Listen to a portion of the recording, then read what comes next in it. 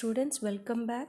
Here you can see the angles of the humerus, which is making with the shaft of the humerus and with that of the humeral condyles, forming angle of inclination and angle of torsion.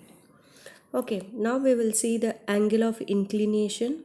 The angle of inclination is formed by an axis through the humeral head and the neck, in relation to the humeral head and the neck in relation to the longitudinal axis through the shaft of the humerus, and it is making an angle between 130 to 150 degrees in the frontal plane. So the frontal plane like this is the frontal plane. The normal angle of inclination is 130 to 150 degrees. Okay, so this is angle of inclination. Because of this angle of inclination, it affects the range of motion of the glenohumeral joint. Okay, now coming to the angle of torsion here. So in this pic you can see this is the vertical view of the humerus. Okay, here you can see the head of the humerus and the tubercles. So this is the vertical view of the humerus. So and at the lower end you can see this condyles. So here you can see this one is the condyles. So here the side, both the sides you are having the condyles.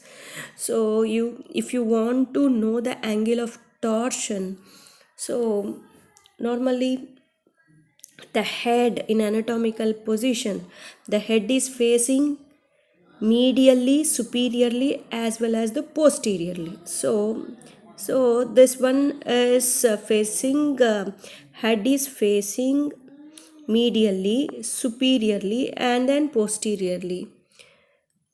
So with regard to the shaft of the humerus and the condyles. Now the angle of torsion is formed by an axis passing through the humeral head and the neck, same like this, and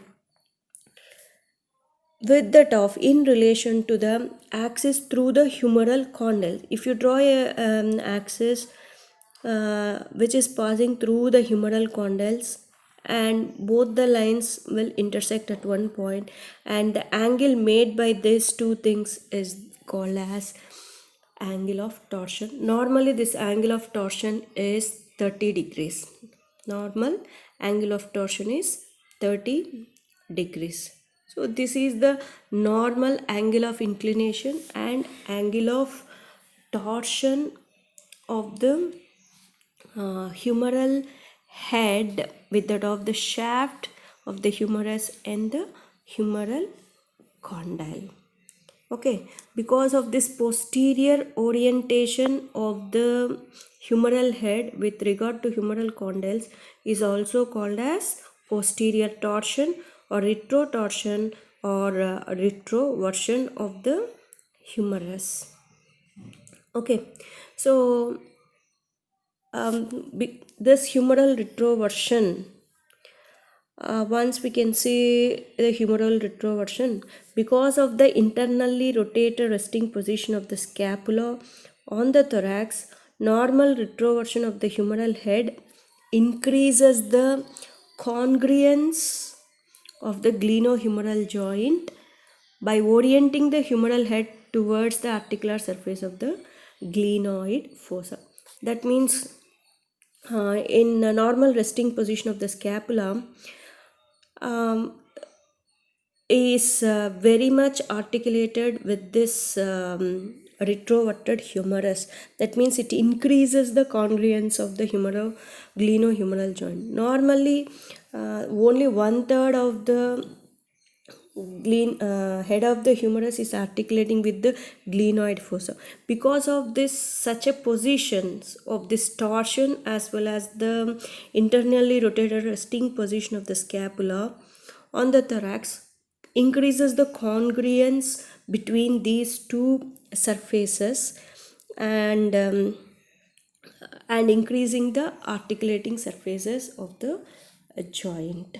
A larger humeral retroversion angle orients the humeral head more posteriorly on the glenoid surface when the humeral condyles are aligned in coronal plane. So that things we are going to see in the next video about humeral retroversion in relation to the scapula position. Okay, so this is about the angle of inclination and angle of torsion.